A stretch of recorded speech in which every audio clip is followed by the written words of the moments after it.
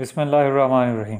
आज की इस वीडियो में हम देखेंगे कि अल्कोहल हमें नशा क्यों करता है और मुख्तलिफ लोगों में मुख्तलिफ इफ़ेक्ट क्यों काज करता है। अल्कोहल में एक मॉलिक्यूल जिसका नाम इथानॉल है प्रेजेंट होता है, जो सिर्फ 2 कार्बन, हाइड्रोजन और ऑक्सीजन से मिलकर बना होता है। ये हमें नशा कर देता है, बाज़ दफ़ा तो दुनिया व माफिया से बेखबर कर देता है। इथानॉल ही अल्कोहल में मौजूद एक्टिव इंग्रेडिएंट होता है और इसका छोटा और सादा होना इसे इस काबिल बनाता है कि ये आसानी से हमारी मेम्ब्रेन को क्रॉस कर जाता है और खून में शामिल हो जाता है, जिस वजह से मुख्तलिफ तरह के इफ़ेक्ट काज करता है। इथानॉल हमारी स्मॉल इंटेस्टाइन में जज़ब होकर हमारे खून में शामिल होता है और वहाँ से हमारे जिगर और दिमाग तक पहुँचता है। हमारे स्टमक में मौजूद खुराक भी इस चीज़ पर असरअंदाज होती है कि खून में कितनी मिकदार में अल्कोहल शामिल होगी। अगर तो मैदे में काफ़ी सारा फूड मटेरियल प्रेजेंट हो तो पाइलोरिक स्फिंक्टर, जो कि स्मॉल इंटेस्टाइन और मैदे के दरमियान में होता है, वो बंद होता है,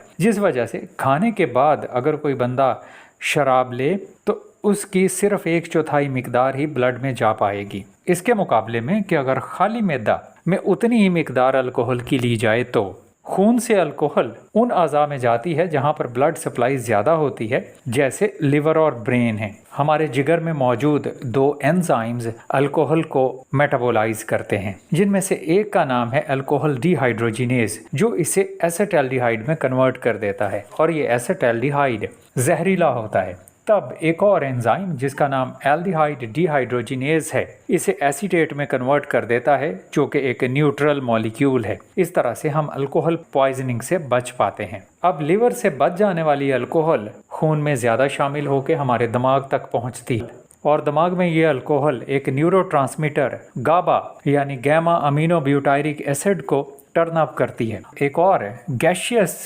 न्यूरोट्रांसमीटर ग्लूटामेट को टर्न डाउन कर देता है, जिससे हमारी कम्युनिकेशन एक्टिविटीज़ कम हो जाती हैं। इसकी वजह से हम सो भी सकते हैं और ज़्यादा मिकदार में अल्कोहल दिमागी सलाहियतों को बहुत हद तक कम कर सकती है, जो हमें बेहोश कर सकती है और एक्सट्रीम केसेस में हम मौत के मुंह में भी जा सकते हैं। अल्कोहल दिमाग के एक और छोटे से हिस्से न्यूक्लियस एक्कम्बेंस पर असरअंदाज होती है और उसमें मौजूद न्यूरॉन्स को स्टिमुलेट कर देती है, जो हमारे लिए फिर एक और न्यूरोट्रांसमीटर डोपामीन प्रोड्यूस करते हैं। ये डोपामीन ऐसा हार्मोन है, ऐसा न्यूरोट्रांसमीटर है, जो हमारे उन एरियाज को एक्टिवेट करता है जो हमें खुशी देते हैं और गम मिटा देते हैं। और ये डोपामीन हमारे कुछ न्यूरॉन्स को एक्टिवेट करता है जो ख़ास तरह के और केमिकल्स एंडोर्फिन्स रिलीज़ करते हैं। ये एंडोर्फिन्स हमें सुकून देते हैं और स्ट्रेस को कम करते हैं और खुशी का एहसास, यूफोरिया काज करते हैं। वक्त के साथ जैसे जैसे लिवर अल्कोहल को ब्रेक डाउन करता है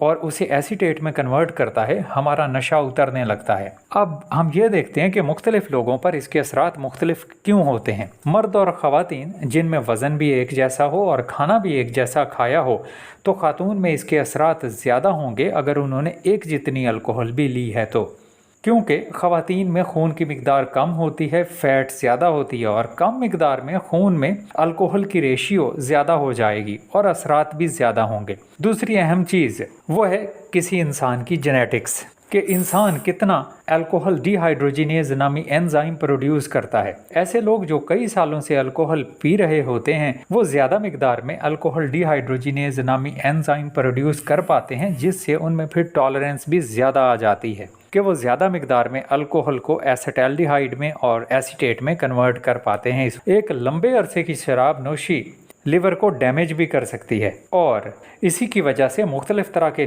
न्यूरोट्रांसमीटर जैसे डोपामीन, गाबा या एंडोर्फिन्स की बढ़ी हुई मिकदार अल्कोहल यूज डिसऑर्डर काज कर सकती है और वक्त के साथ ब्रेन में न्यूरोट्रांसमीटर की ट्रांसमिशन कम हो जाती है, जो कि ग्लूटामेट एक्टिविटी को कम कर देते हैं, जिससे रेगुलर ड्रिंकर्स में ट्रबल स्लीप की कंडीशन आ जाती है। इसी वजह से ड्रिंकिंग अब मज़ीद उनमें नशा काज नहीं कर सकती। तो दोनों ही चीज़ें, एक मुसलसल अल्कोहल की कंजप्शन और जेनेटिक्स से इम्पॉर्टेंट इस बात पर असरअंदाज होते हैं कि आपको कितनी अल्कोहल या कितनी मिकदार में अल्कोहल कितना नशा करेगी। अल्कोहल के ब्रेन और लिवर डैमेज और बॉडी के दीगर अज़ा पर क्या असरात होते हैं, ये हम नेक्स्ट वीडियो में बात करेंगे।